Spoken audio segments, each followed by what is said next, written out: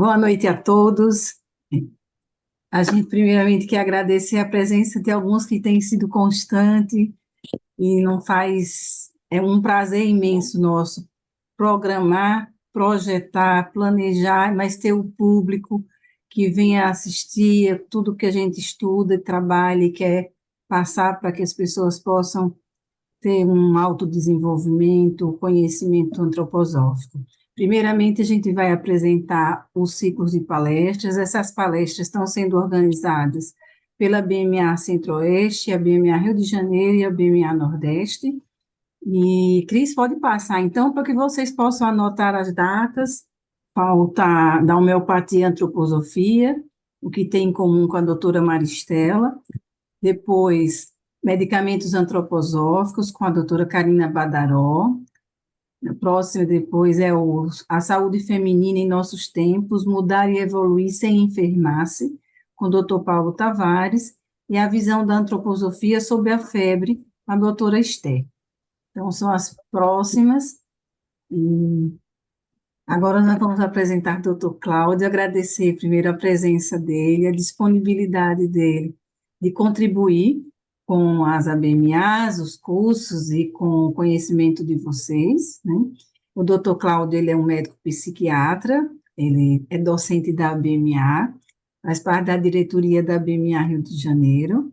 Eu já tive a oportunidade de assistir a aula dele, e não tenho dúvida que será um sucesso, que vai contribuir para que a gente aprenda um pouquinho da psiquiatria antroposófica, que não é nada fácil, né, doutor Cláudio? Mas eu tenho certeza que ele vai trazer um conhecimento bem importante para a gente hoje. Então, Cláudio, está com você. Muito Tá bom, obrigada.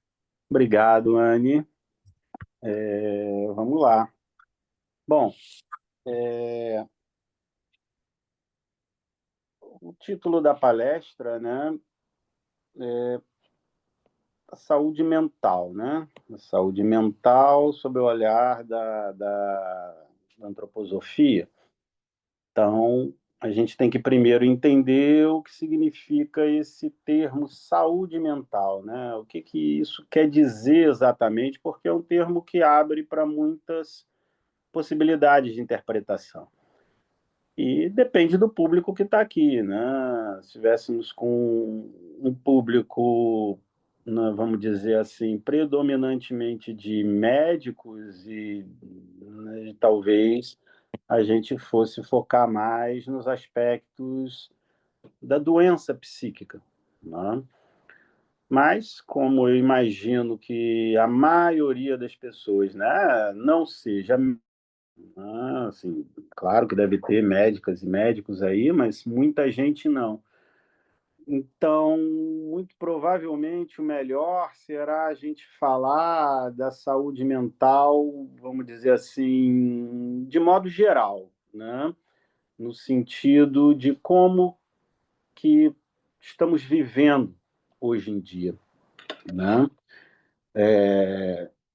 Uma coisa que afeta todos nós. Se formos falar apenas de doença, né, a gente está referindo aí, muita gente também, né, porque tem muita gente hoje em dia que está com comprometimento psíquico de alguma maneira, né, em termos patológicos, mas quando a gente fala saúde mental, não necessariamente estamos falando de doença.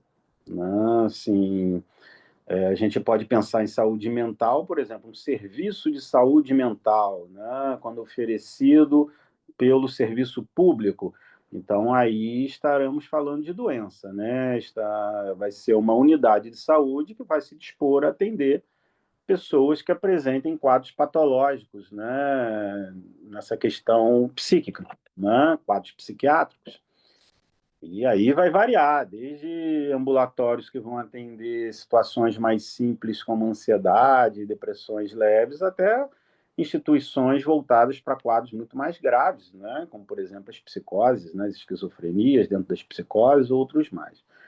Então, esse termo saúde mental ele é muito amplo, né? E eu achei que o ideal seria a gente estar falando da saúde mental de todos nós, ou seja, como todos nós estamos vivendo nesse momento atual, que é um momento vamos falar assim, do ponto de vista histórico, né, da nossa civilização, com muitos desafios. Então, todos nós estamos passando por uma situação, né, que, de uma forma ou de outra, somos afetados pelo, pelo geral, vamos dizer assim, né, de como estamos vivendo, como estamos sendo influenciados. Então, eu vou pegar mais por essa abordagem. E se alguém aqui tiver algum interesse mais específico em termos de doença, alguma coisa específica, é só botar depois aí nas perguntas, né? No chat, ou fazer a pergunta diretamente, que aí depois a gente vai vendo, vai falando, vai respondendo, tá? Enfim, eu peço desculpas para vocês, eu estou com um seríssimo problema técnico aqui, que é equilibrar o meu celular enquanto eu estou carregando ele, falando para vocês que eu fui ligar o computador, que voltou do concerto semana passada. Eu sempre usei ele para fazer palestra, aula, não sei o que, mas a câmera não está muito legal, está meio embaçada. Então a gente achou melhor fazer no iPhone, só que eu atendi hoje online e o iPhone está um pouco descarregado. Então eu estou carregando ele, equilibrando ele ao mesmo tempo e falando com vocês, tá? Então se eu ficar meio torto aqui, por favor, me perdoem, tá bom? Mas eu achei melhor do que a imagem ficar meio embaçada, né? Fui pego de surpresa, eu peço desculpas para vocês, tá? Mas vamos lá. Então, definido aí o nosso objetivo, né? Estaremos falando de todos nós, e não apenas daqueles que sofrem de algum tipo de transtorno psíquico, tá? Bom, feita essa definição, então precisamos dizer também como a antroposofia, né, a antroposofia como um todo, não apenas a medicina antroposófica, vai entender essa questão da saúde mental, tá? Aí tem vários níveis de profundidade em que a gente pode abordar esse tema. Desde o mais superficial, vamos dizer assim, que seja compartilhado, né, pelo nosso conhecimento geral, vamos dizer assim, por uma ciência mais acadêmica, comum, né, como ela entende essa questão. Ou, se a gente quiser ir aprofundando, a gente precisará necessariamente entrar na questão espiritual, né? Essa série de palestras, né, já está avançada no sentido de que quem vem acompanhando essa série de palestras, mesmo que não seja da área da antroposofia, já percebeu, já entendeu, obviamente, que não há como falar de antroposofia sem abordar a questão espiritual, né? É importante dizer que aí não estamos falando de uma espiritualidade específica, tá? Qualquer espiritualidade cabe aqui nesse entendimento, seja qual for o caminho que a pessoa esteja seguindo. Evidentemente que a antroposofia ela tem o seu próprio entendimento da espiritualidade, mas qualquer entendimento cabe, né? Basta que a pessoa entenda que, para além de um corpo físico, vamos dizer assim, e um corpo psíquico, nós também somos constituídos por uma dimensão espiritual. Na verdade, podemos dizer que esse corpo físico e esse corpo psíquico, eles são a expressão, né, dessa dimensão espiritual. Essa seria uma definição mais acertada de espiritualidade, tá? E aí não da antroposofia, de qualquer caminho espiritual no geral, tá bom?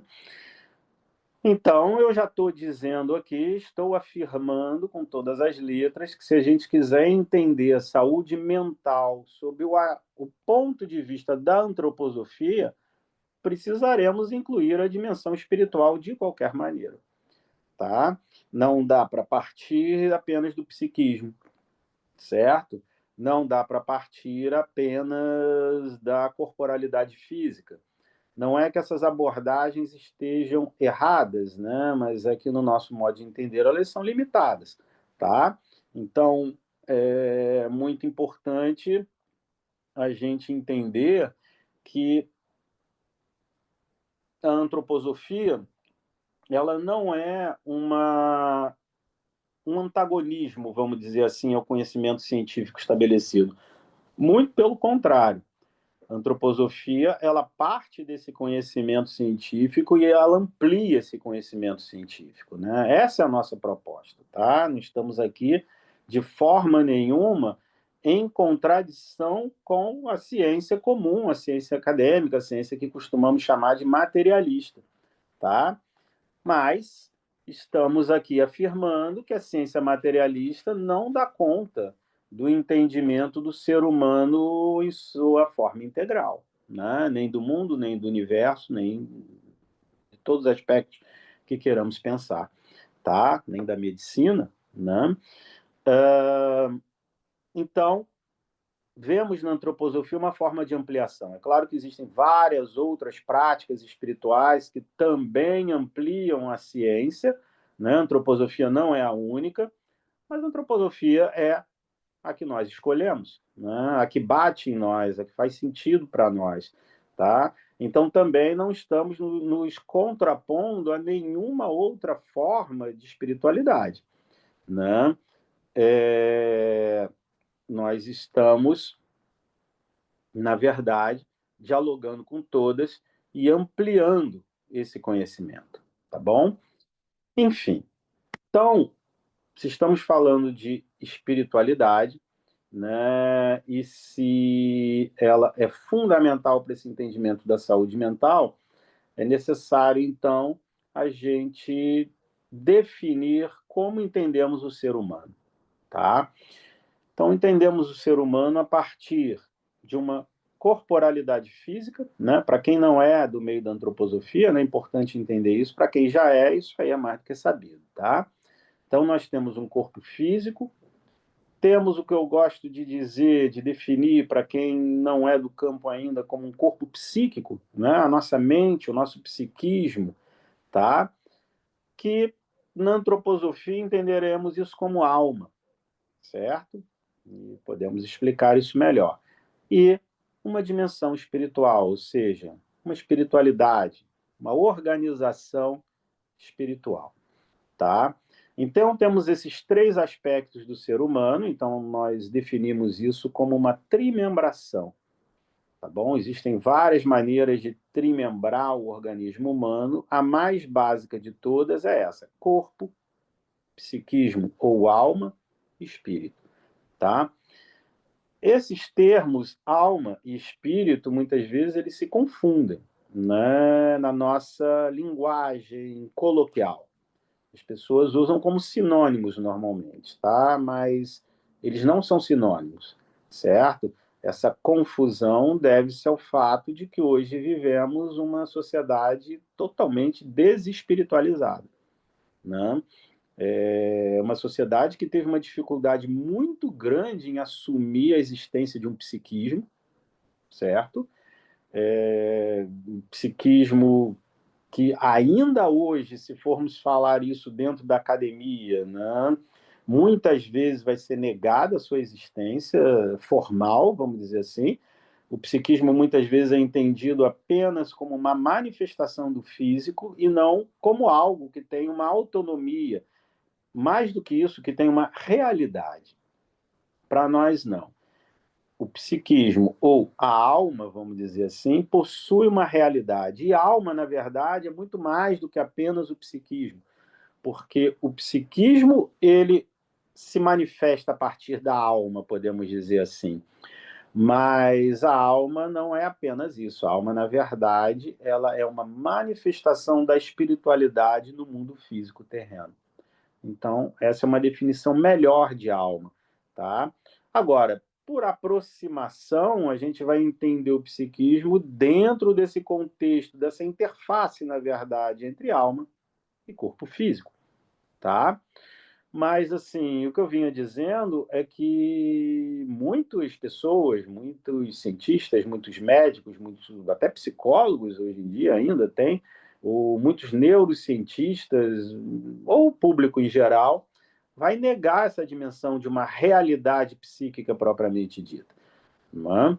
E vai, muitas vezes, definir isso apenas como o funcionamento neuronal, tá?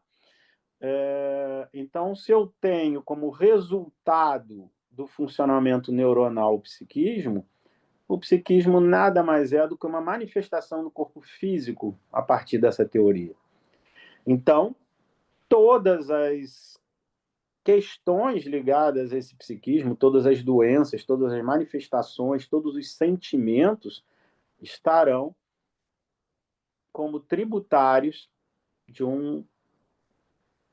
da corporalidade física, né? Aí entram aí os neurotransmissores cerebrais, os hormônios, os genes, tudo isso que é o aparato bioquímico, vamos dizer assim, do nosso organismo, tá?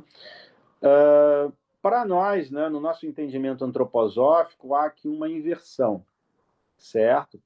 Porque a ciência comum, a ciência que a gente chama de materialista por quê? Porque parte da lógica da matéria, né? Parte da matéria como vamos dizer assim, a substância original do universo, né? Então, todos nós aprendemos assim na escola, né? O Big Bang como uma grande explosão cósmica e aí, né, a matéria começou a se expandir, a vida ela se manifestou a partir da combinação de algumas proteínas naqueles mares superaquecidos numa terra ancestral. Então, aí as primeiras proteínas se combinaram e começaram a se autorreplicar, e essa seria a origem da vida. Então, assim, a ciência acadêmica, a ciência comum, a ciência materialista, parte da lógica da matéria como a origem. Nós, da antroposofia e qualquer outra prática espiritual, não. Para nós, a origem é a espiritualidade, tá? Então, algo que eu não vou chamar de substância, mas vou chamar de espiritualidade, essa espiritualidade, ela vai assumindo uma densidade cada vez maior até que se materializa nesse nosso cosmos material, vamos dizer assim, tá? E para nós, então, a origem é a dimensão espiritual e não a dimensão da matéria. Isso traz muitas, vamos dizer assim, questões, né? E isso é super importante para a gente entender a nossa questão da saúde mental, porque a saúde mental, como ela é definida a partir da ciência materialista, ela não passa de distúrbios bioquímicos cerebrais, vamos dizer assim, né? Distúrbios bioquímicos cerebrais que levam à produção de uma sintomatologia que vai ser classificada em determinados transtornos. Transtorno de ansiedade, transtorno do pânico, transtorno depressivo, transtorno bipolar do humor e por aí vai, né? Mais uma vez, não é que essas classificações estejam erradas, a gente pode assumir essas classificações sem problema nenhum, contanto que a gente entenda que elas são apenas classificações, né? E não dizem verdades a respeito da pessoa. Quando a gente olha uma pessoa como a expressão de uma espiritualidade individual, estaremos necessariamente individualizando toda e qualquer pessoa, daí o nome indivíduo, né? Todo e qualquer indivíduo que chegue a nós, né, procurando ajuda por conta de problemas na sua saúde mental, sejamos nós médicos, psicólogos ou qualquer outro profissional que trabalhe na área de saúde ou qualquer outra pessoa também, tá? Padres, rabinos, pastores, né, também lidam muito com essa questão, tá? Então a gente deve entender, certo? Em primeiro lugar, que questões de saúde mental não têm origem na matéria. Agora, ela vai ter expressão na matéria, certo? Quando a ciência formal diz que ansiedade e depressão tem um fundamento bioquímico nas sinapses cerebrais por conta de uma deficiência de serotonina nessas sinapses, isso não está errado, isso está correto, certo? contestar essa realidade física seria uma bobagem, né? Eu estaria aqui falando uma bobagem científica, né? Se eu dissesse que não existe distúrbio de serotonina nenhum, está totalmente errado. Mas a questão para nós é que essa não é a origem da doença. Essa é apenas a expressão no corpo físico da doença. E esse entendimento ele é fundamental porque muda tudo, tá? O fato de medicamentos antidepressivos atuarem aí nessa fenda sináptica, trazendo uma harmonização, uma, vamos dizer assim, uma melhora dos sintomas, né?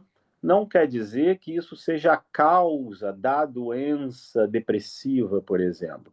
Quer dizer apenas que no corpo físico, a expressão disso que estamos entendendo de uma forma maior está se manifestando como uma alteração ali do funcionamento da serotonina. E hoje sabemos, né, que não é só a serotonina, dopamina, noradrenalina, GABA, um monte de outros sistemas de neurotransmissão também estão envolvidos e de forma muito complexa, todos eles interagindo e um influenciando no outro e por aí vai. Hoje temos antidepressivos, por exemplo, que nem atuam no sistema serotoninérgico e exercem sua ação antidepressiva da mesma maneira. Tá bom? Então, enfim, eu acho importante trazer as questões para a gente definir o nosso campo de ação. Tá? Então, o nosso campo de ação é o ser humano como um todo. Quando o ser humano adoece, ele adoece como um todo, ele não adoece apenas na sua sinapse cerebral, né? Ele não adoece apenas na sua fisicalidade, ele está adoecido de forma integral. E para nós, entender de forma integral é entender essa trimembração que é fundamental, corpo, alma e espírito. Né? Na verdade, para a antroposofia, e aí falando mais particularmente da medicina antroposófica, sempre que houver qualquer tipo de adoecimento, seja ele uma unha encravada ou então o pior câncer que a gente possa imaginar, qualquer coisa, passando também pelas doenças psíquicas, estaremos falando necessariamente de uma desarmonia entre corpo, alma e espírito. Tá? Então, essas três dimensões humanas, que na verdade, vamos dizer assim, a gente está definindo como três, como trimembrado, como assim, de uma forma para a gente poder falar sobre isso, porque senão a gente não consegue nem se comunicar, porque na verdade isso é um todo, né? Isso funciona de forma totalmente única, individual, porque somos uma individualidade atual, tá? Mas funcionando de uma forma única e integrada. A gente divide para poder compreender, construir conhecimento, falar sobre isso, dar aula, fazer palestra, explicar e por aí vai. Mas esse funcionamento, ele deve ser tão, vamos dizer assim, harmônico, acho que essa é a melhor palavra, que ele vai funcionar como um todo integrado, certo? Quando não está tão harmônico assim, aí a gente vai conseguir olhar essas dimensões mais separadamente, corpo, alma e espírito, tá? E o adoecimento vai se dar aí nessa interface da alma com o corpo físico, né? Na verdade, a alma exerce essa função de ligação entre uma espiritualidade e o corpo físico, né? E falando das nossas questões aqui, então, psíquicas, anímicas, né? Do campo da psiquiatria ou da psicologia, a gente vai estar, na esmagadora maioria das vezes, pelo menos nos dias de hoje, falando de condições onde a origem, vamos dizer assim, a gente pode colocar na alma, tá? No momento em que a alma não consegue dar conta mais de fazer esse equilíbrio, a gente pode entender que a alma está no meio do caminho, né? Entre espírito e corpo físico, se a gente quiser entender isso de uma forma esquemática, tá? É ela que dita o equilíbrio entre o que é espiritualidade manifesta na vida terrena, certo? Porque nós somos, na verdade, espiritualidades manifestas na vida terrena, né? Na grande maioria das vezes, quando a gente começa a entrar no caminho espiritual, a nossa primeira tendência é imaginar o quê? Que somos seres humanos, né? Seres humanos terrenos, em busca de uma experiência espiritual. Não é isso? Certo? Eu acho que isso está claro para todo mundo, tá? Isso é verdade, tá? Mas é uma verdade superficial. Se a gente olhar para essa verdade de uma forma mais profunda, nós vamos entender que existe uma inversão aí. É porque estamos acostumados a pensar a partir do polo terreno, a partir do polo da matéria, que é onde a gente acorda na consciência, né?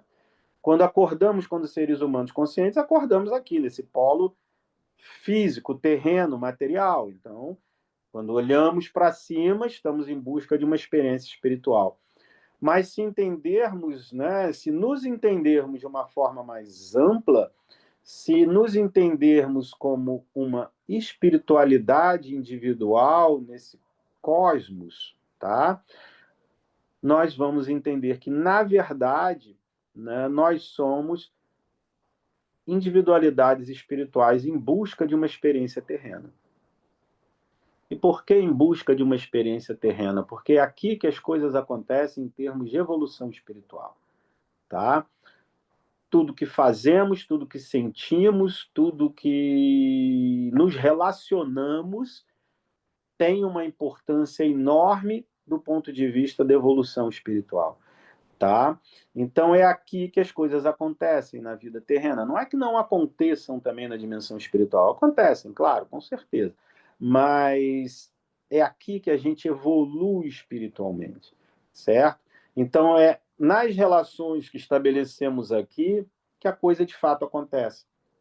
Então, quando estamos entrando no caminho da espiritualidade, não só da antroposofia, seja ele qual for, e aí não estou falando das religiões, tá? Porque as religiões, né, normalmente ficam num nível mais superficial mesmo. Assim, melhor dizendo, todas as religiões têm uma dimensão espiritual profunda, mas também têm uma dimensão material. E a maior parte das vezes ela é praticada de uma forma materialista, seja onde for, tá, gente? Seja numa igreja católica, num templo protestante, numa sinagoga, numa mesquita, num terreiro de umbanda, em qualquer lugar, tá? Na maior parte das vezes, as religiões são professadas de forma materialista, certo? Agora, todas elas, todas, sem exceção, comportam uma dimensão espiritual. Então, a partir daí, a gente vai poder entender, né, que aquele ser, quando ingressa nesse caminho, ele se entende como um ser humano terreno em busca de uma experiência espiritual. À medida que ele vai se espiritualizando, ele se entende como um ser espiritual em busca de uma experiência humana terrena, tá? E essa inversão, ela é super importante quando a gente vai falar aqui de saúde mental. Por quê? Porque vivemos momentos de muita pressão atualmente, tá? Muita pressão na nossa vida social terrena por conta de uma realidade espiritual que nos coloca, vamos dizer assim, num momento de necessidade de evolução, tá? Depois de tantos e tantos e tantos milhares de anos de evolução da humanidade, estamos agora vivendo um momento de abertura de consciência, é o início de um processo de abertura de consciência, né? Onde estamos sendo, de fato, pressionados a viver mais do que apenas buscar satisfação terrena, certo? Então, quando isso acontece, existe uma pressão sobre essa alma, que ela está sendo pressionada de todos os lados. Do ponto de vista espiritual, ela está sendo pressionada para que né? Não viva apenas de satisfação terrena e busque, de fato. Mas eu falei antes que a alma ela ocupa essa posição intermediária, essa posição de equilíbrio entre a dimensão espiritual e a dimensão física, ou seja, entre aquilo que somos nós do ponto de vista do mundo espiritual e também aquilo que somos nós encarnados na vida terrena, certo? Então, a alma ela possui essa dupla relação e ela sofre também pressões que vêm então do mundo físico, porque também somos, né, seres físicos, terrenos. E, na verdade, a maneira como nós nos percebemos, né, a grande maioria das pessoas tem acesso apenas a essa corporalidade física. E, desse ponto de vista, vivemos todos nós, todos, muito pressionados também hoje em dia. Né? São muitos os estímulos, são muitas as maneiras como podemos nos relacionar com esse mundo físico, e muitas delas, podemos colocar assim, estão muito exageradas hoje em dia. Né? Então, isso também vai criar uma determinada pressão sobre a nossa alma, né? E na maneira como estamos colocando aqui, vai afetar a nossa saúde mental, certo? Então, na maior parte das vezes, a gente vai dizer que isso se manifesta naquilo que nos entra sensorialmente, né? Pela nossa neurosensorialidade, em todos os âmbitos, né? Aquilo que vemos, aquilo que ouvimos, aquilo que sentimos, o paladar, cheiramos, tocamos e por aí vai, tá? Porque são coisas que nos estimulam. Estimulam, em primeiro lugar, os nossos sentidos e, muitas vezes, alcançam o nosso psiquismo, vamos dizer assim, na forma de interesses. Podemos dizer também tentações, podemos usar esse termo se quisermos. Isso vai bater como algo que nos impulsiona para fora. Tá? Então, hoje, estamos muito, né, e cada vez mais submetidos aí a uma sociedade que se autodefine como uma sociedade de consumo, e consumimos através de todos esses meios, né? Consumimos pelo que vemos, consumimos pelo que ouvimos, pelo que comemos, pelo que cheiramos, pelo que tocamos e por aí vai. Então, vivemos numa sociedade cada vez mais onde a tendência é nos ligarmos de forma sensorial, ou seja, física, a esse mundo material à nossa volta e que nos faz estarmos cada vez mais submetidos a uma realidade que está o tempo todo nos tensionando, nos pressionando, nos exigindo a querer cada vez mais. Isso não é novo, isso já vem há algum tempo. A gente, se quiser buscar a raiz disso, podemos dizer que já vem há mais de um século que a gente vive dessa maneira. E a cada década que passa, isso vai se tornando mais e mais intenso.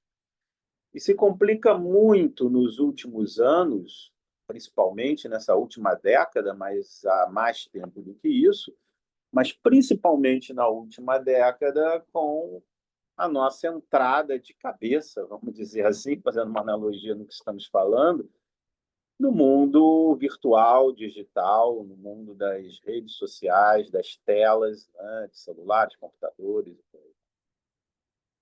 Estamos aqui hoje, por exemplo, nos relacionando através desse mundo, né, através de telas. A... Antes da pandemia, por exemplo, a pandemia de Covid, certamente isso não estaria acontecendo. Estaríamos reunidos, né, eu estaria falando em algum tipo de sala ou auditório para pessoas presentes. Hoje não. Hoje, a maior parte das vezes, a gente se comunica a partir de uma tela, remotamente, cada um no seu lugar, cada um no seu espaço. Isso é bom por alguns aspectos, porque pode incluir mais pessoas, né? Assim, eu estou no Rio de Janeiro, então, se a pessoa quisesse ouvir essa palestra, ou ela precisaria morar aqui no Rio de Janeiro ou arredores, ou então viajar para cá para poder ouvir a palestra, que é muito mais complicado e difícil. Assim, pelo meio virtual, não. A gente pode. Eu estou aqui no Rio e as pessoas estão espalhadas pelo Brasil inteiro e podem até estar em outros lugares do mundo, né? Não o Brasil, ouvindo essa palestra. Ela vai ficar gravada, isso pode ser acessado depois. Então, tudo isso são coisas que podemos olhar de maneira positiva, mas também podemos olhar de uma maneira que eu vou dizer assim, com cuidado, porque acaba que isso vai minando, de certa maneira, o que existe de mais importante, que são as relações humanas. Enfim, eu confesso para vocês que eu prefiro muito mais estar num espaço ao vivo, vamos dizer assim, analógico, né, onde eu estou olhando para as pessoas, estou percebendo a reação das pessoas, do que num espaço virtual. Mas, enfim, a questão é que hoje isso está muito comum, né? Faz parte da vida de todos nós. Eu, por exemplo, na minha prática clínica, atendo tanto no consultório como também atendo online. Tem pessoas que eu atendo que moram até em outros países, atendo vários brasileiros que moram na Europa, Estados Unidos, por aí vai. Tá? Então, assim, isso nos traz benefícios em termos de podermos estar mais, vamos dizer, integrados de certa maneira, mas também, por outro lado, é um tipo de comunicabilidade que nos coloca sempre numa relação mais superficial. Falando novamente das consultas, a consulta online ela funciona muito bem, mas não há dúvidas. Todos concordam que a consulta presencial ela é muito mais rica, embora isso não tire o mérito da consulta online, certo? Mas a consulta presencial ela é mais rica, em termos de troca. Em termos de trocas afetivas, é também a maneira como se estabelece um tipo de relação que pode ser, né? Não necessariamente vai ser, mas ela pode se aprofundar. Tá?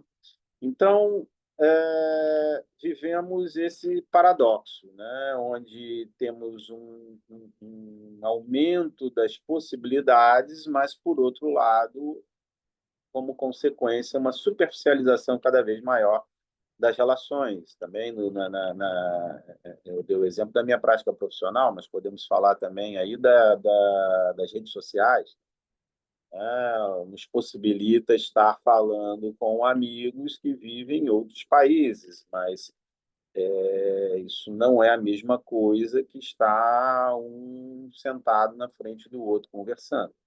Acho que todos concordam com isso, tá? E uma outra consequência é um excesso de comunicabilidade que nos traz, muitas vezes, eu não vou chamar nem de informação, porque muitas vezes não são nem informações, são conteúdos que vão chegando a nós de todos os lados, que muitas vezes não nos, vamos dizer assim, não nos serve para nada naquele momento, ou não nos enriquece em nada. Tudo que a gente olha, né, nas redes sociais, muitas vezes, são coisas que são completamente aleatórias e que nos levam apenas à distração, tá? E que não tem muito, vamos dizer, importância ali, né? Um exemplo bem claro, para além da rede social, é uma coisa que muitas vezes a gente não presta atenção, mas como que isso está se filtrando na nossa vida cada vez mais. Eu gosto sempre de dar o exemplo daqueles monitores em elevadores de prédios comerciais, né?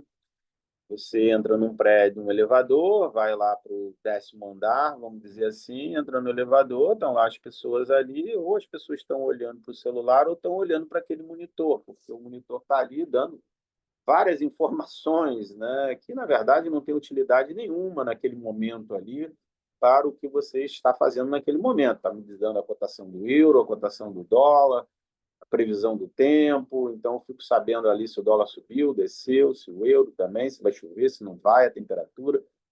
Mas se a gente parar para pensar bem, nada disso tem nenhuma importância, né? E fica dando também informações, notícias, a maior parte das vezes também sem nenhuma importância ali, e propaganda, né? Então, enfim, a gente está o tempo inteiro assoberbado por um excesso de comunicabilidade excessiva na maior parte das vezes, algumas vezes útil, outras vezes excessiva, mas fato é que isso também vai nos criando pressões.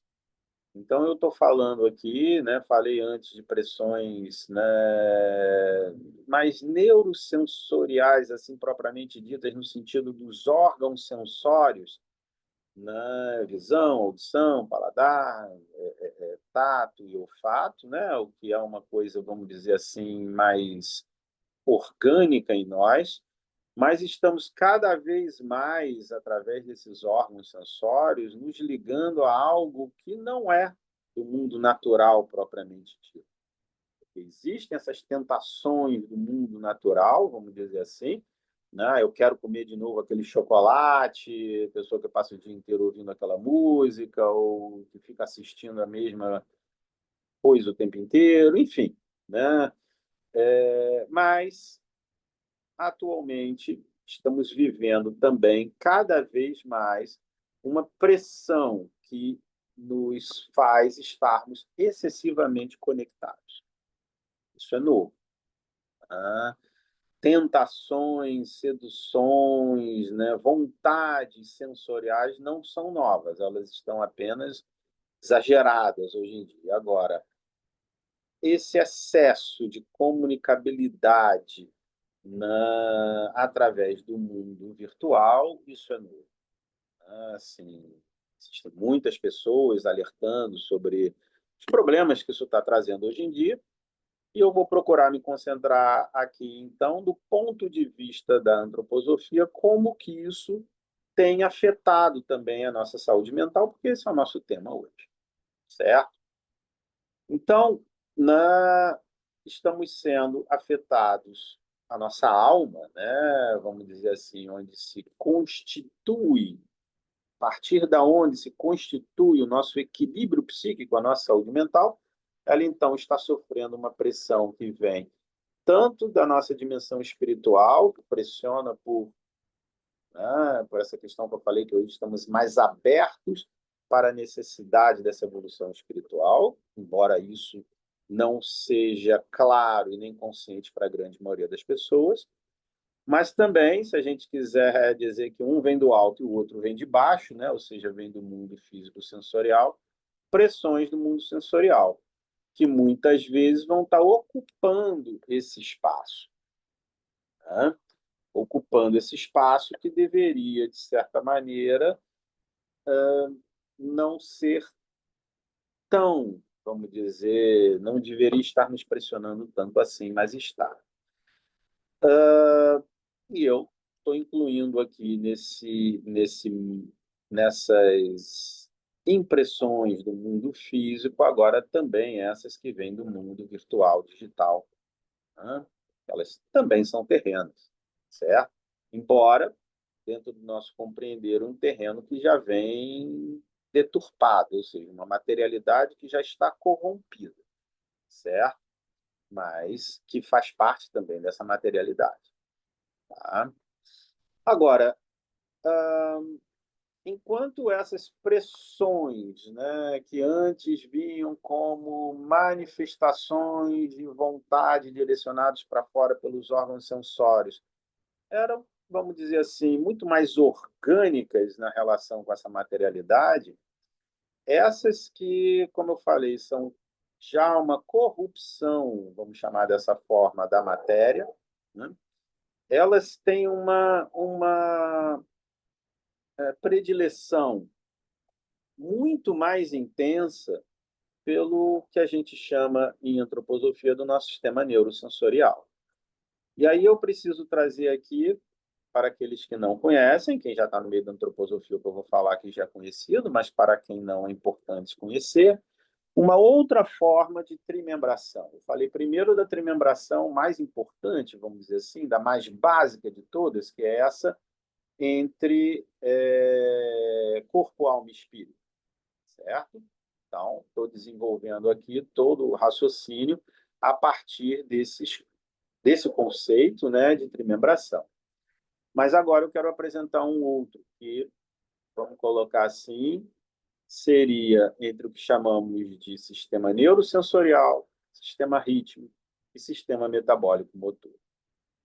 É uma maneira de compreender esse ser humano encarnado na vida terrena, embora não apenas o ser humano terreno, o ser humano espiritual claramente também tenha incluído nisso aí, mas a trimembração entre o sistema neurosensorial, o sistema rítmico e o sistema metabólico motor, ela vai procurar compreender o ser humano na sua vida, vamos dizer assim, na sua vida terrena, na maneira como esse organismo, né, a redundância aqui vale, tá? Como esse organismo se organiza nessa vida terrena, porque na verdade somos uma organização humana encarnada nessa vida terrena, certo?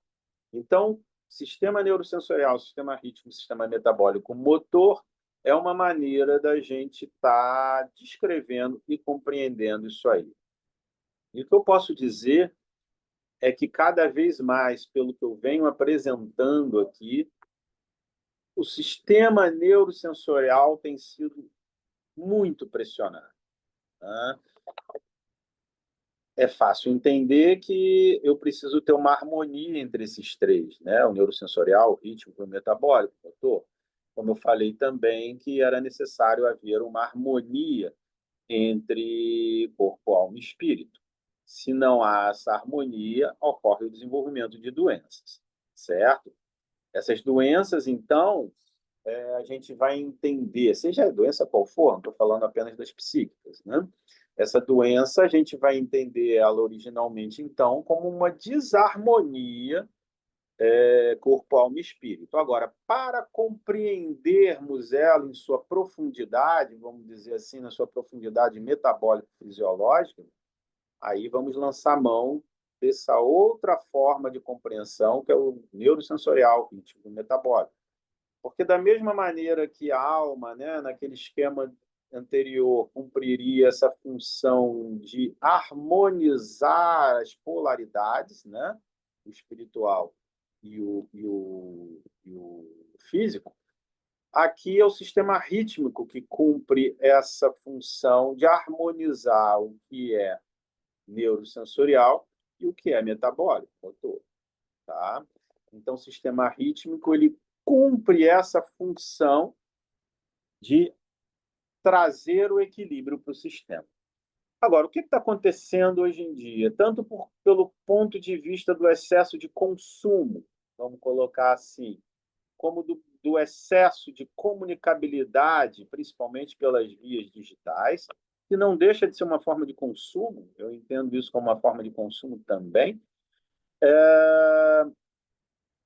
o nosso sistema sensorial está sendo muito pressionado, porque isso penetra através do neurosensorial. É a maneira como nós estamos nos relacionando com o que vem de fora, é basicamente através do sistema neurosensorial. Isso não foi sempre assim, né? Já foi muito mais metabólico no passado. Se a gente quiser pensar, por exemplo, que uma importantíssima maneira de se relacionar com esse mundo físico material é pela via da alimentação e um outro pela via da respiração, a gente vai entender que isso era uma função anteriormente muito mais metabólica do que neurosensorial. Tá?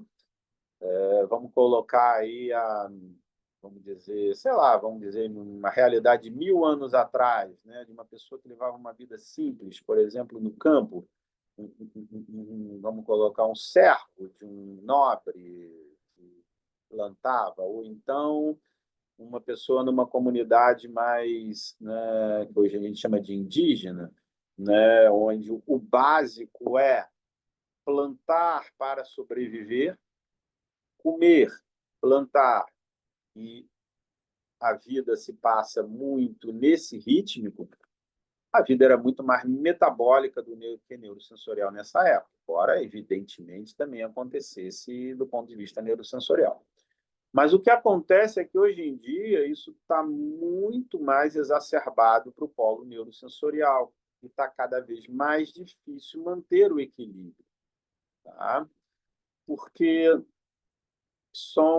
vivemos numa comunidade, a grande maioria da humanidade, né, já há algumas décadas, em comunidade urbana. Tá? Então, não precisamos mais, a grande maioria de nós, né, não precisa mais estar preocupado com o que vai plantar para comer depois, né, e não tem que estar preocupado com esse dia a dia. A gente, quase todos nós, não planta mais para comer, a gente vai no supermercado e compra. E mesmo as pessoas que plantam hoje em dia dificilmente comem o que plantam, né? Se a gente pensar alguém que trabalha numa enorme fazenda de soja, por exemplo, ou de cana-de-açúcar, ela não come aquilo que ela planta, né? O que ela come, ela também planta, ela também compra, né? Então a coisa vem mudando de, vamos dizer, de relação. A nossa relação com o mundo exterior ela está mudando cada vez mais. Estamos cada vez mais voltados para estímulos, vamos chamar aqui de urbanos, mesmo que a pessoa não more na cidade, que ela more no campo, né? Mas é a lógica urbana que está dominando. Como com o advento aí dessa questão digital há mais ou menos 20 anos, nos aprofundando cada vez mais nisso. Né? Então, tudo isso penetra muito mais pelo sistema neurosensorial. Tá? E penetrando pelo sistema neurosensorial, o que, que vai acontecendo? Aquele equilíbrio que deveria estar, deveria ser a norma de nosso funcionamento terreno, vai se tornando deturpado. Né? Em antroposofia, a gente gosta de pensar em equilíbrio, a gente gosta sempre de trazer a imagem da lei Miniscata, né? Que é essa imagem. Né? Então, enfim, eu colocaria aqui no polo superior o neurosensorial, no meio do caminho rítmico e embaixo o polo motor. Então, os processos orgânicos eles estão sempre fluindo, né, nesse nível de lemniscata, tá? Onde o rítmico dá o equilíbrio para algo que flui entre os dois polos e está sempre em harmonia. Isso, gente, é saúde. Para pegar o tema da nossa palestra, isso é saúde mental, certo? Mas, como eu estou falando, isso está corrompido, né? O sistema neurosensorial ele tem sido profundamente afetado pelo nosso estilo de vida. Então, o que é que vai acontecendo? É como se esse polo superior ele vai inflando, inflando, inflando, inflando. Eu gosto de usar também o termo inflacionando, né? Ele vai se tornando cada vez mais inchado, podemos dizer assim. E claro que sempre que a gente fala de uma polaridade, quando algo está em excesso, a outra polaridade está em falta. Então, o polo metabólico motor ele vai murchando, murchando, murchando. Né? Então, um vai aumentando enquanto o outro vai diminuindo. O sistema rítmico é aquele que é o responsável por manter esse equilíbrio, mas chega uma hora, por excesso, né, que isso se perde. Né? Isso se perde, esse equilíbrio é corrompido e aí estabelece essas doenças. É claro que existem doenças também que é onde a origem é o polo metabólico motor, tá? onde é o polo metabólico motor, que ao contrário está mais inchado, inflacionado do que o neurosensorial, que está mais murcho. Mas, para o nosso tema aqui, a esmagadora maioria das situações vai ser essa, onde o neurosensorial ele está assoberbado e o metabólico motor enfraquecido. Tá? Agora, sempre vai haver essa dinâmica em que o rítmico não consegue mais manter o equilíbrio, então assume a preponderância da situação. Tá? No nosso caso aqui, estamos falando da saúde mental e da maneira como ela é afetada pelo nosso estilo de vida atual, né, de consumismo urbano. Então, a gente está falando do polo neurosensorial predominantemente. Tá? Então, assim, o que eu estou dizendo é que a esmagadora maioria das doenças que se manifestam hoje, que rompem o nosso equilíbrio da saúde mental, a origem delas é neurosensorial.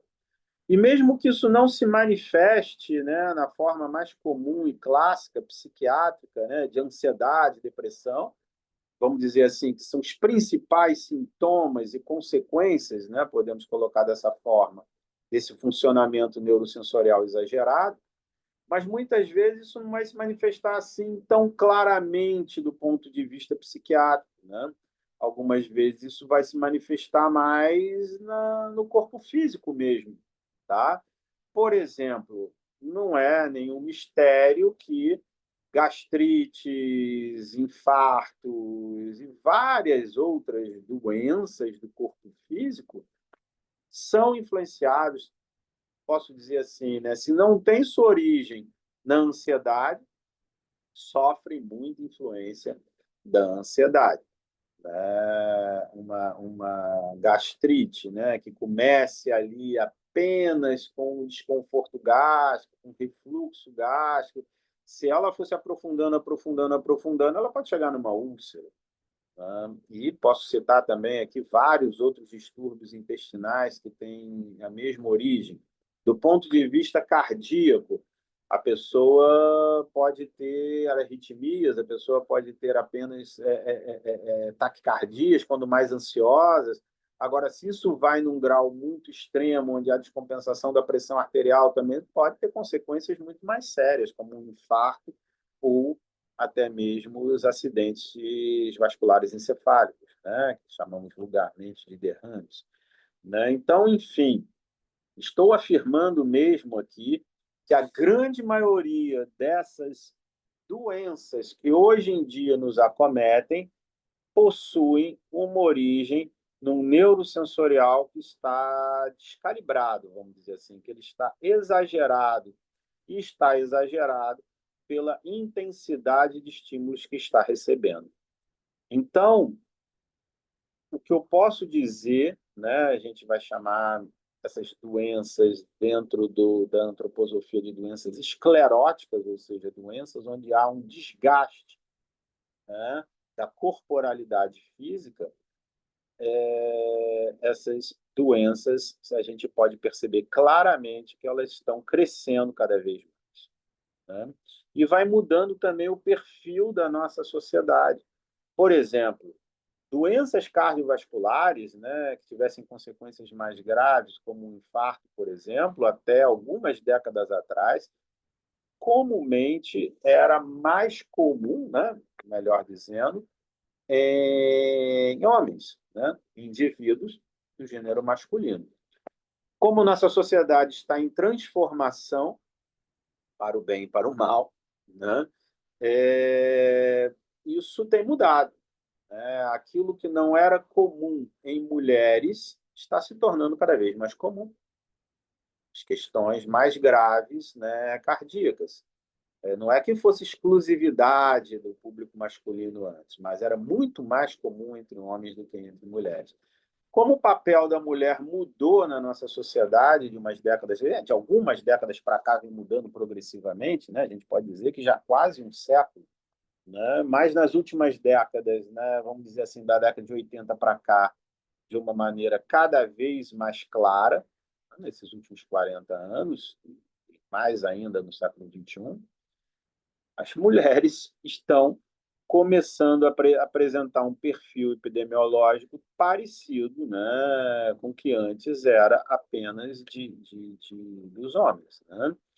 É claro que essa mudança, né, na maneira como a nossa sociedade se organiza tem vários benefícios. Né? Assim, as mulheres, por exemplo, saíram daquela posição mais passiva que ocupavam, né? A grande maioria vivia mais em casa, né? Nos afazeres mais de casa, e hoje está ocupando várias outras posições na nossa sociedade, né? Muitas vezes posições de liderança. Isso é muito bom. Né? Claro que isso é muito bom por determinado aspecto, né? Que não é um aspecto pequeno, é um aspecto bem amplo dentro da nossa sociedade. Por outro lado, isso traz consequências também do ponto de vista do equilíbrio da saúde mental, né? Porque as mulheres ocuparam esse espaço na vida fora de casa, mas, por exemplo, continuam, né, vamos dizer assim, as que são principais na organização da vida dentro de casa. Né? Então, é aquilo. A mulher, hoje em dia, está sendo até muitas vezes mais pressionada do que o homem. Né? Então, ela tem todas as preocupações dela de trabalho, mas também tem as preocupações de organização da casa, filhos, família e por aí vai. Né? Seja essa mulher quem for, né? Seja qual for o nível social dela, seja qual for o tipo de vida que ela leva, não importa se ela está casada com homem, se ela está casada com outra mulher, se ela tem filhos, se ela não tem filhos, seja lá como for, ela está sendo muito mais pressionada do que era antes. Tá? E os homens também. Né? Porque os homens também estão mudando o seu papel social. Né? Muitos homens hoje também assumem, partilham com as mulheres os cuidados em casa. Né? E também com filhos, e também com família, e também a mesma forma. Tá? Né? Não importa se qual é o nível social do homem, com quem ele é casado, se tem filho ou se não tem filho, enfim, se é solteiro, enfim.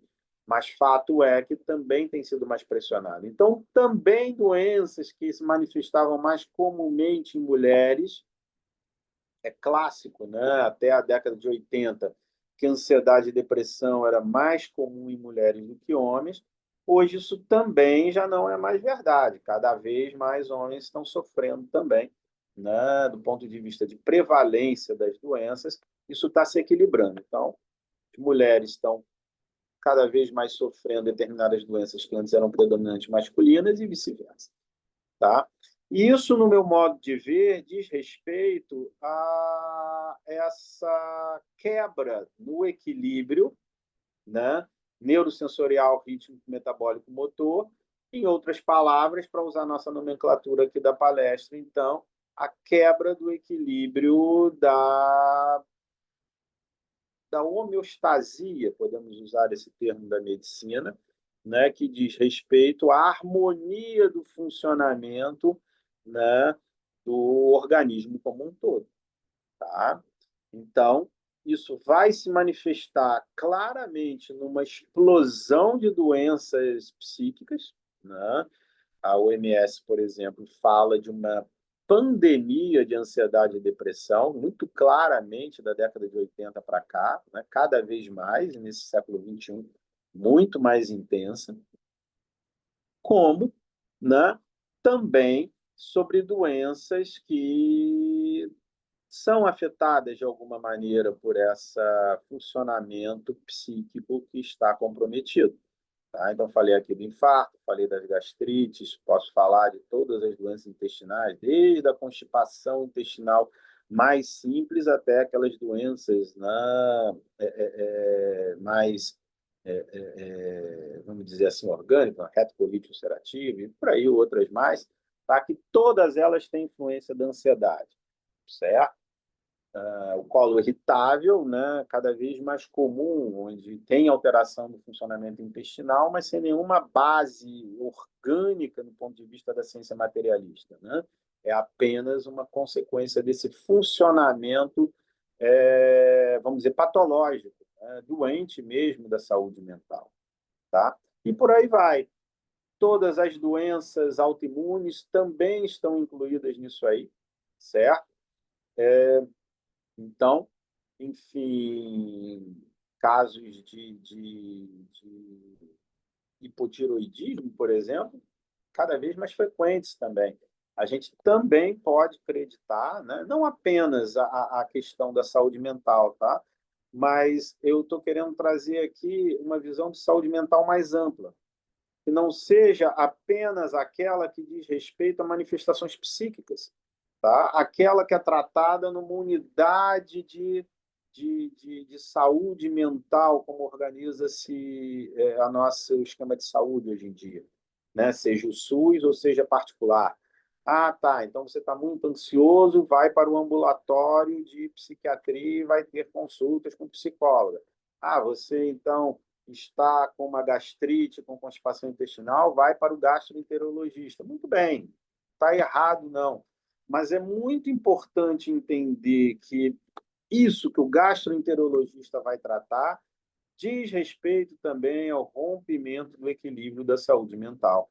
Então, ele não pode olhar apenas para o órgão estômago, ou o órgão intestino, ou o cardiologista para o órgão coração e os especialistas, né? O reumatologista apenas para as articulações que estão ali em artrite, tá? Mas é fundamental que todo profissional de saúde, e a antroposofia nos traz aqui essa compreensão de uma forma muito clara, ele precisa olhar para esse equilíbrio que não está funcionando e precisa ser restabelecido. Então, sistema neurosensorial, sistema rítmico, sistema metabólico-motor, o rompimento desse equilíbrio como a base, né, da manifestação, não vou dizer de todas, tá? Seria bobagem estar falando isso, mas de quase todas as doenças que tratamos hoje em dia, né? Qualquer um, qualquer especialidade médica e qualquer um que trabalha na área de saúde, seja um psicólogo, seja um terapeuta ocupacional, um fisioterapeuta, ou qualquer um que trabalhe na área de saúde, tá? Enfim, isso nos traz consequências muito importantes, né, do ponto de vista do tratamento dessas condições. Para ficar num nível mais superficial material, né, várias dessas condições hoje em dia, não, os especialistas, seja eles quais forem, o gastro, o cardio, o ginecologista, o reumatologista, o clínico geral, seja ele qual for, ele cada vez mais lança mão do uso de antidepressivos e ansiolíticos, né, para tratar isso. Por um lado, está correto.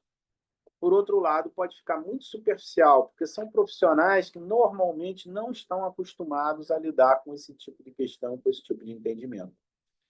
Tá? Mas errado não está.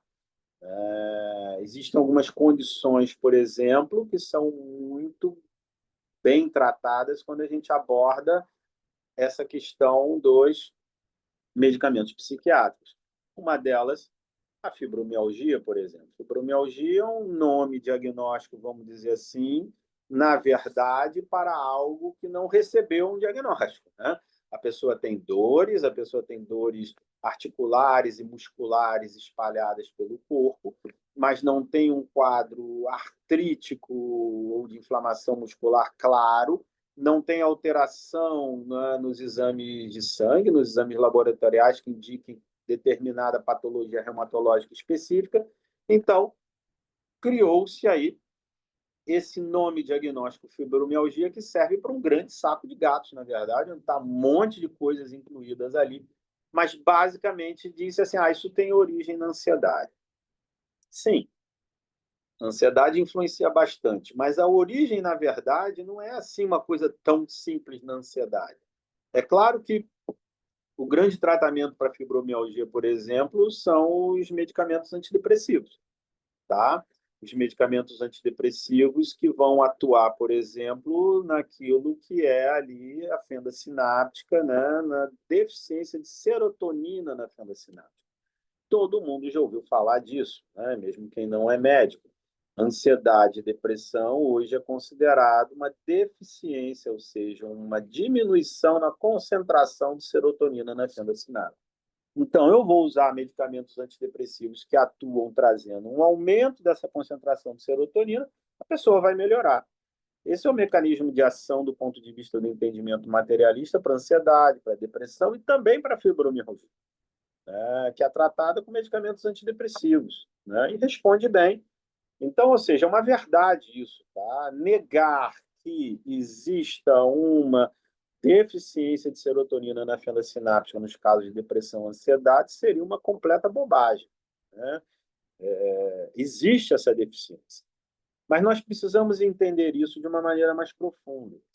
Quando chega no nível de ter essa deficiência no corpo físico, ou seja, ali na sinapse, né? Ou seja, na comunicação entre os neurônios, é porque aquele equilíbrio neurosensorial, ritmo, metabólico, motor já foi quebrado há algum tempo. E aquilo que antes era um funcionamento mais anímico do ser humano, da sua porção mais psíquica anímica, agora extrapolou para o nível físico. Chega ao ponto de romper, então, o equilíbrio dos transmissores, dos neurotransmissores, certo? Esses que fazem a comunicação entre os neurônios. E a medicina tradicional, a medicina materialista, encontrou aí uma maneira muito interessante de tratar distúrbios. Problema nenhum com isso. Eu também, na minha prática clínica, prescrevo medicamentos alopáticos, né? Esses que tratam aí a parte física, eles podem ser muito úteis, tá? Mas se a gente não entender a base mais profunda onde isso se estabelece, que é esse rompimento ali do neurosensorial ritmo metabólico, a partir daquele entendimento anterior da trimembração corpo, alma e espírito, a gente vai ficar, na verdade, enxugando gelo, né? A gente vai ficar corrigindo a deficiência, mas não estamos tratando a doença propriamente dita. Porque a doença, né, no nosso modo de ver antroposófico, não é essa deficiência de serotonina, isso é uma consequência. Isso é uma expressão no corpo físico da doença. E a doença o que é? A doença é o desequilíbrio na trimembração daquela maneira como eu apresentei, tanto no nível corpo, alma e espírito, quanto no nível neurosensorial, ritmo metabólico. Tá? Se a gente quiser ampliar isso, né, falamos de antroposofia também numa quadrimembração, corpo físico, corpo etérico ou vital, corpo astral ou anímico, e a organização do eu, a dimensão que toca a dimensão espiritual, é uma outra maneira de descrever o ser humano, a mesma coisa. O rompimento se dá, então, nessa relação entre o que a gente chama do corpo vital ou corpo etérico com o corpo anímico ou corpo astral. Também é a mesma coisa, explicada de outra maneira. A gente vai atuar nessa interface aí, tá? Mas a questão aqui não é a gente explicar o tratamento, né? Não é uma palestra de medicina antroposófica propriamente dita, e sim uma palestra de antroposofia no geral, não vamos nos aprofundar tanto nisso, mas compreender que essa harmonia está rompida entre o que é psíquico e o que é físico, a partir desse entendimento da antroposofia e o entendimento da trimembração neurosensorial ritmo metabólico nos traz uma grande ferramenta para compreender isso e como tratar. Por que eu estou falando isso? Como tratar? Porque, claro, vamos usar os medicamentos antroposóficos, né? Que são medicamentos naturais manipulados, onde a gente usa aí as plantas, derivados de animais, metais, minerais, tá? Para tratar isso. Mas também existem várias outras maneiras dentro da antroposofia de tratar isso. Né? Existem várias outras linhas dentro da antroposofia que podem propor tratamentos que não passem pela medicação, tá? Por exemplo, a euritmia. A euritmia é uma forma de tratamento através dos movimentos do corpo, que também vai buscar esse restabelecimento do equilíbrio da trimembração e da quadrimembração, né? Podemos acrescentar aí. A terapia artística, uma outra forma também de buscar esse equilíbrio. A pedagogia curativa, uma outra maneira de buscar esse equilíbrio, né? Que aí já está mais ligada à questão da pedagogia e não tanto da medicina, tá? Mas que também vai buscar esse equilíbrio nas escolas escolas Waldorf, né? Que são as escolas que seguem a linha de pensamento da antroposofia, está se atento o tempo inteiro para a evolução das crianças e para tentar manter esse equilíbrio sem que a pessoa acabe se desenvolvendo um adulto doente. Na verdade, hoje, cada vez mais, né? Um adolescente doente, uma criança doente, cada vez mais comum. Tá? Então, enfim, existem várias formas de tratar, né, vamos dizer, violação da organização humana, né, para além da medicamentosa. Embora a medicamentosa também esteja muito bem fundamentada dentro da medicina antroposófica e com resultados muito bons. E no meu modo de ver, quando a gente usa medicação antroposófica ou essas outras técnicas que eu citei, não estamos tratando a superficialidade da expressão do sintoma, que é o que faz a medicina alopática. Vamos usar um antidepressivo para tratar a ansiedade e depressão, vamos usar um antiarrítmico para tratar a arritmia cardíaca, um medicamento aqui para constipação intestinal, o outro para as dores, né, gástricas e por aí vai. Né? Um corticoide para as inflamações de articulações. Não é que isso esteja errado, isso está correto, isso também pode ser feito, mas se a gente não olhar para a doença em si, a gente vai ficar apenas tratando a superficialidade dos sintomas e a pessoa se torna um doente crônico. Tá? Olhando para essa desarmonia corpo, alma e espírito, ou metabólico, rítmico, neurosensorial, eu posso olhar para a doença propriamente dita. E é aí que entra a questão do que a gente chama de saúde. Né? No caso aqui é saúde mental. Mas saúde como um todo. Né? O tratamento ele tem que visar necessariamente o restabelecimento dessa equilíbrio, que é a saúde. Então, a antroposofia ela nos traz diversas formas de buscar isso, não só a antroposofia, outras, né, práticas que não antroposóficas também. Por exemplo, a meditação.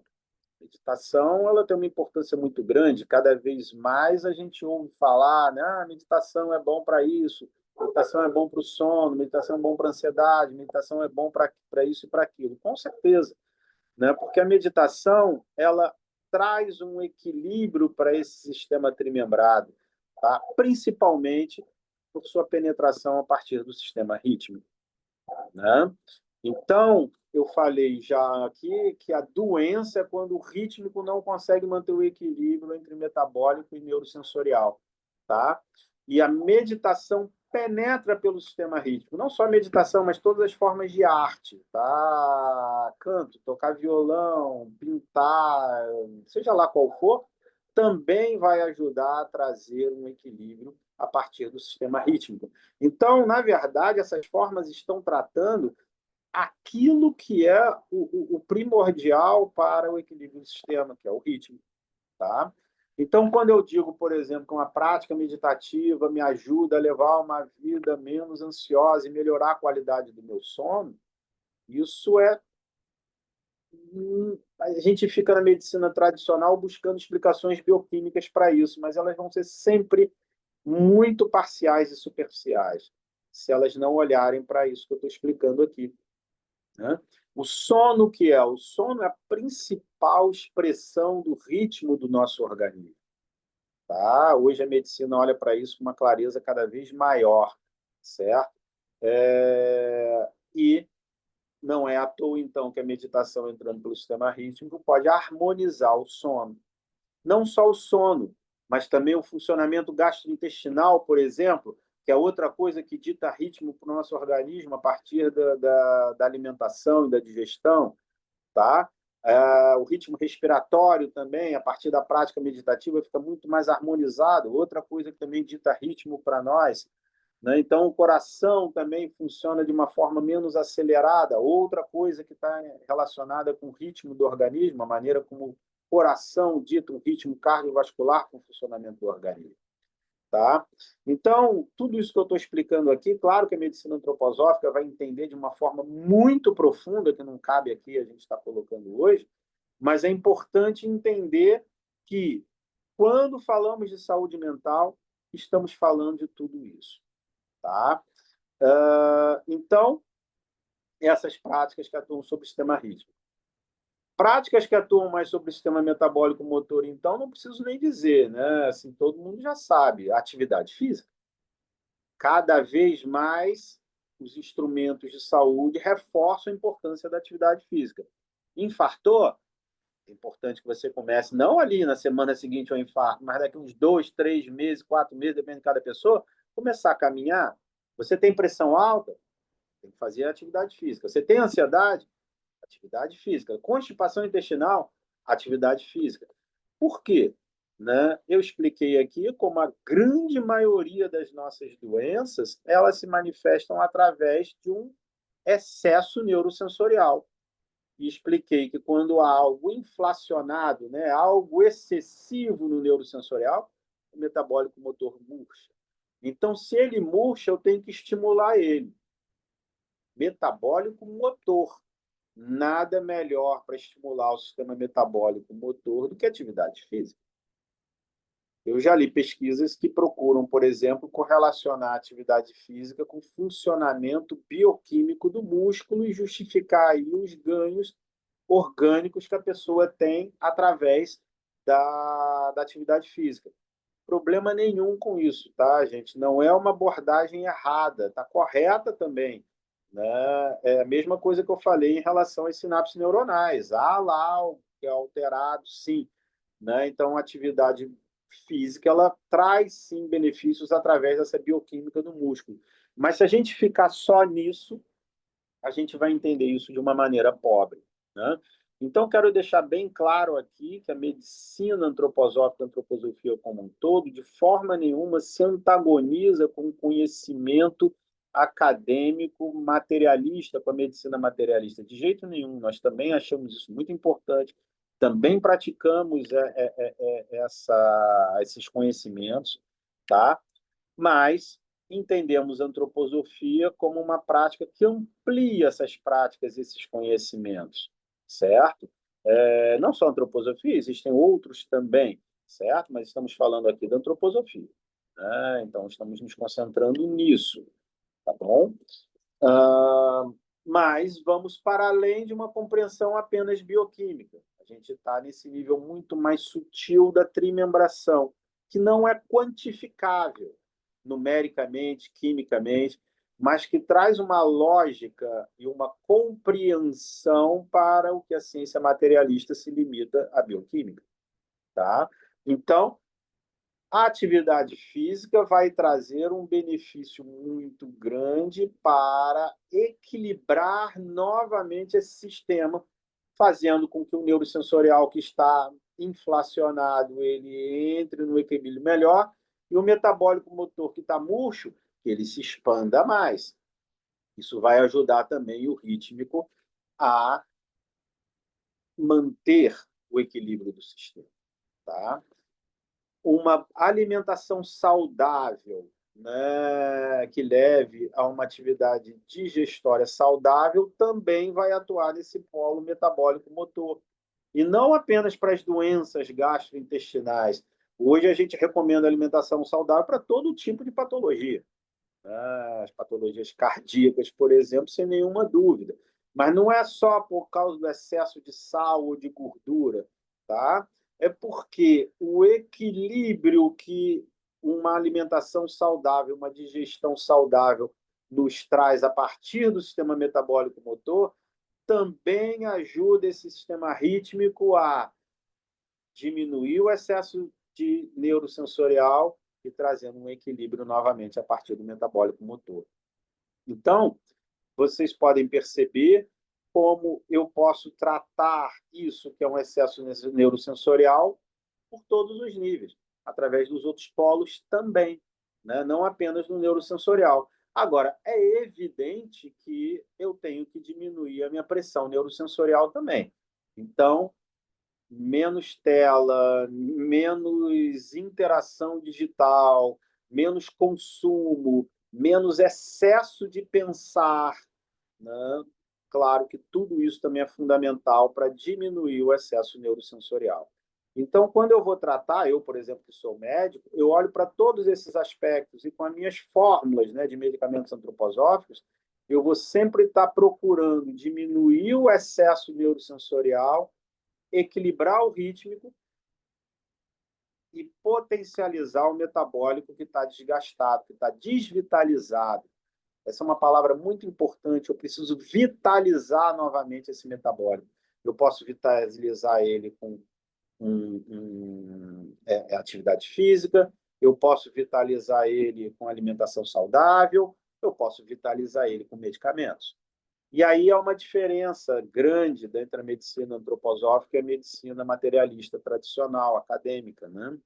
Porque essa medicina convencional, ela tem até como tratar o excesso neurosensorial. Por exemplo, o antidepressivo vai harmonizar lá a deficiência de serotonina na fenda sináptica, vai diminuir a ansiedade. Isso claramente está atuando, procurando diminuir o excesso neurosensorial, mas o antidepressivo não tem nenhuma atuação sobre o metabólico motor, sobre o outro polo. Não traz vitalidade para o organismo. Aí não tem jeito. A gente tem que lançar a mão dessas outras práticas ou então dos medicamentos antroposóficos, tá? Então, assim, importante entender esse contexto de funcionamento e dentro desse contexto eu queria acrescentar mais alguma coisa para a gente ir encaminhando aí o fechamento da palestra, tá? Que é o medo, certo? Hoje em dia vivemos uma sociedade de medo, né? Que é outra coisa que corrompe também a nossa saúde mental. O medo originalmente vai penetrar mais por esse aspecto aí do sistema rítmico propriamente dito, eu posso dizer, mas corrompendo o equilíbrio como um todo, tá? Sentimento de medo, essa sensação de medo, né, que todos nós temos hoje em dia. Na maior parte das vezes vai se manifestar como medo de violência urbana, por exemplo, nossa realidade aqui no Brasil, tá? Em outros países não tem esse problema nem tanto, mas vai ter sempre medo de alguma coisa, né? Medo de adoecimento, medo de violência urbana, medo de terrorismo, não é a nossa realidade aqui no Brasil, mas em outros países sim, tá? Então, medos que estão sempre projetados para fora, por um excesso neurosensorial também, né?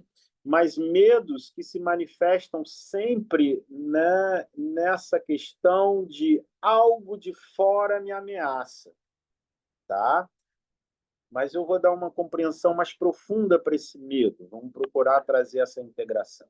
Mas antes disso, vamos dizer que hoje em dia cultivamos uma sociedade do medo. Essa última pandemia de Covid foi um exemplo claríssimo disso, né? Evidentemente que estávamos de frente a uma doença grave, uma doença sem tratamento específico e uma doença bastante mortal. Ainda bem que houve uma diminuição, né, na letalidade. Hoje ninguém mais está pensando em Covid. Uma diminuição que se deu a partir de duas realidades, né? Primeiro, um desenvolvimento aí das vacinas, né, que trouxeram uma cobertura vacinal, de fato, ajudou bastante, né, a evitar os casos. Mas, por outro lado, também, o que é comum em todos os vírus, viesse ou não viesse a vacina, todo vírus tem a tendência a se adaptar ao seu hospedeiro, né? Porque o vírus não é um ser maléfico que quer nos matar de jeito nenhum. Quando o vírus nos mata, ele, na verdade, está se matando também.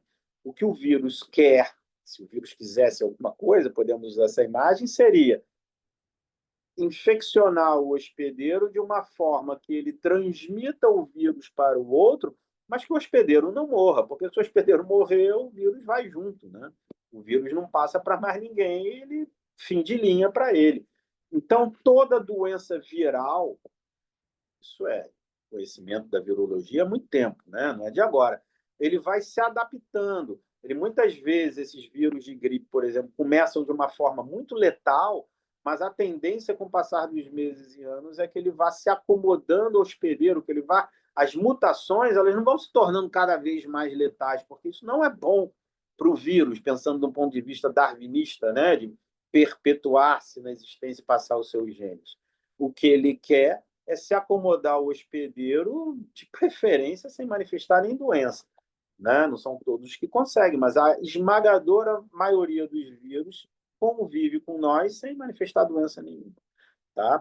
Então, isso que eu estou explicando aqui aconteceu, por exemplo, na gripe espanhola, né? Ela ficou muito letal durante 2 anos, mais ou menos, e depois foi arrefecendo, arrefecendo, arrefecendo, arrefecendo, e não teve vacina nenhuma para ela, né? Tá?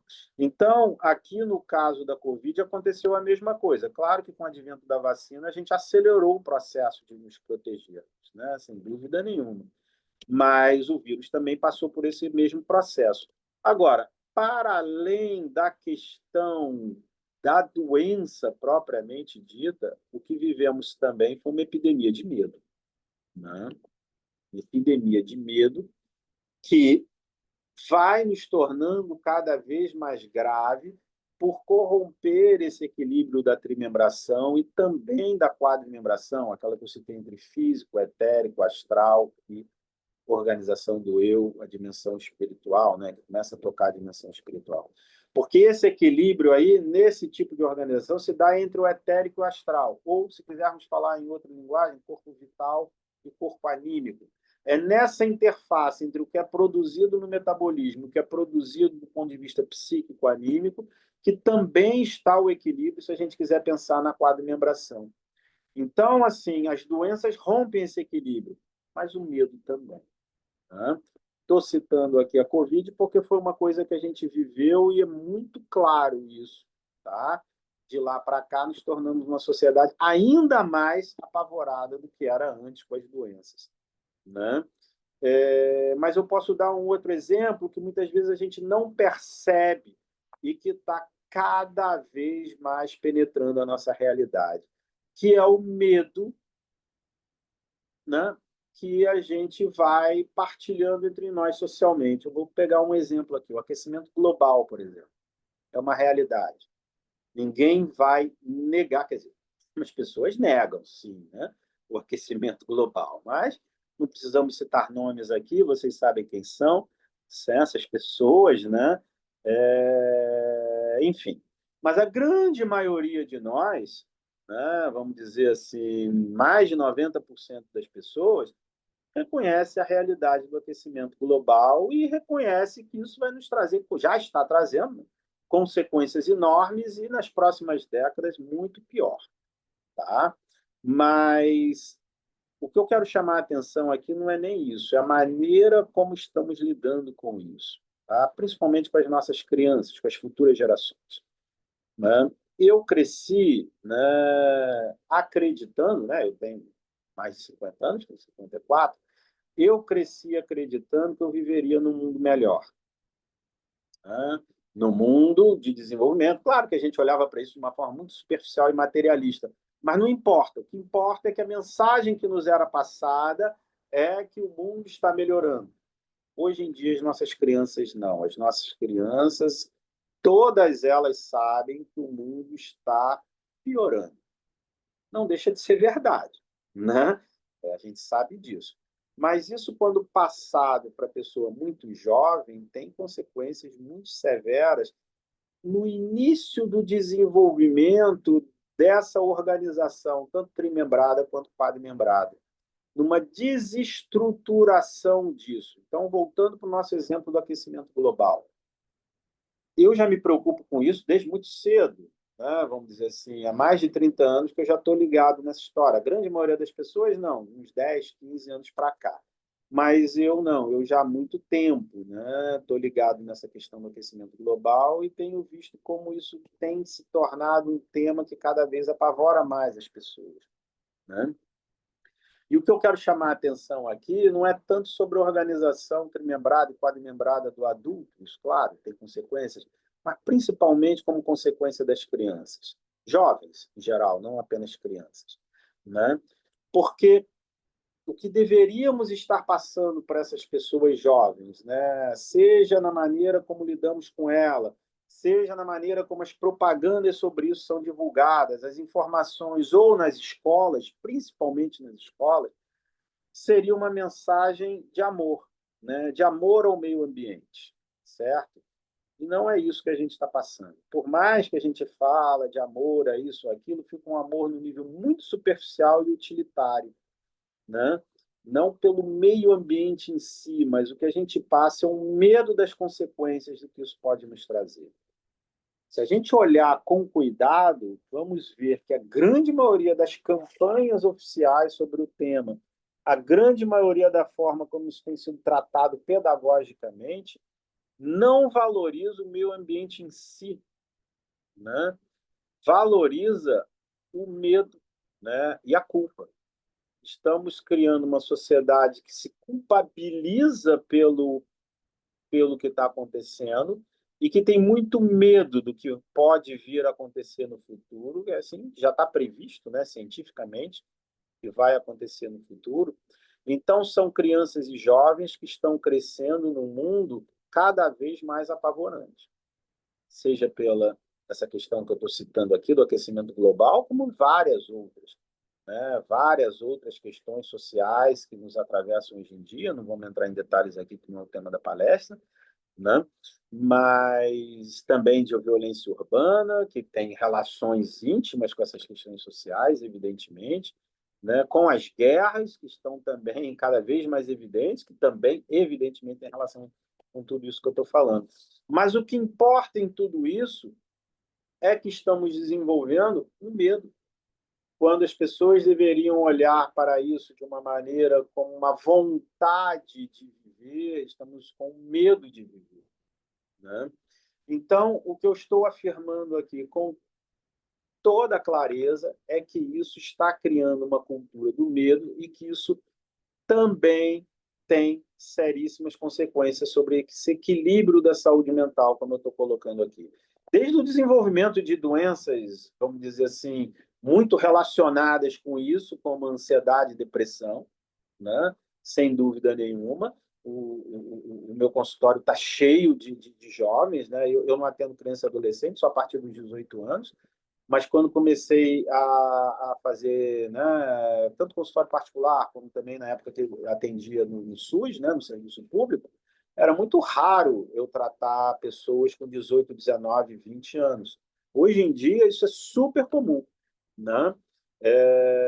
E os colegas, não só psiquiatras, como também de outras especialidades médicas, percebem como antes doenças que eram muito mais comuns a partir aí dos 30, 40 anos, hoje estão muito comuns nessa faixa etária dos 20 e cada vez mais precoce, né? Aos 15, aos 10 e por aí vai. A quantidade de jovens e crianças hoje com distúrbios de depressão e ansiedade é enorme, né? Que são as principais manifestações desses transtornos, vamos dizer assim, que afetam a saúde mental, mas não só, né? Aqueles distúrbios que eu falei mais do corpo físico também, cada vez mais, tá? Então, o que eu quero deixar muito claro aqui, né, para a gente ir finalizando, é isso, né? Que o rompimento desse equilíbrio, e ele está sendo rompido de diversas maneiras, ele está sendo rompido pela pressão enorme de consumo, ele está sendo rompido pela pressão enorme de viver e habitar cada vez mais o mundo digital, ele está sendo rompido por essa pressão do medo, e ele também está sofrendo a pressão do mundo espiritual, que nos exige o contrário, né? Exige que tenhamos cada vez mais coragem de trabalhar pela nossa evolução espiritual. Então, está havendo aí um desequilíbrio. Enquanto o mundo espiritual nos pressiona por coragem, o mundo físico-terreno nos traz o medo. Então, gente, para fazer esse arremate final entre o que eu comecei falando e o que eu estava falando agora, né, existe a alma que fica no meio do caminho. Ela está, por um lado, sofrendo as pressões, né, de se colocar com coragem no mundo cada vez mais apavorante, né, vamos dizer assim, certo? Então, É claro que tudo isso se dá num nível inconsciente. Quando a gente fala inconsciente do ponto de vista da antroposofia, não é aquele inconsciente psíquico apenas, é claro que esse também pode ser compreendido, mas para nós, consciência é o funcionamento do todo orgânico, então estou falando de todos os órgãos, todos mesmo, estou falando aí do funcionamento geral do organismo, e a nossa consciência é o resultado final desse funcionamento. Esse medo está penetrando por todos os lados, esse excesso de materialismo está penetrando por todos os lados e está causando um desequilíbrio no sistema. Tá? Ao causar o desequilíbrio no sistema, produz-se as doenças. Né? Então, esse é o momento atual que a gente está vivendo.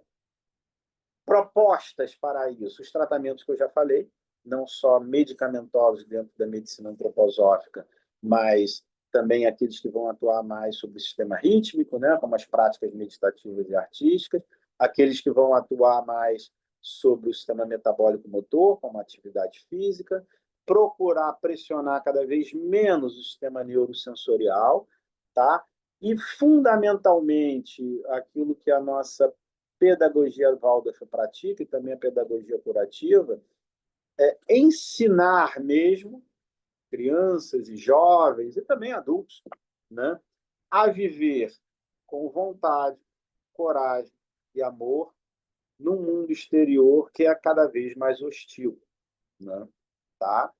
Então, acho que eu posso dizer que essa é a mensagem que a antroposofia tem a passar para o mundo e para a nossa sociedade atual.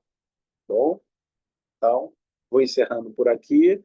Agradeço muito por me ouvirem. Muito obrigado. Bom dia, até a próxima.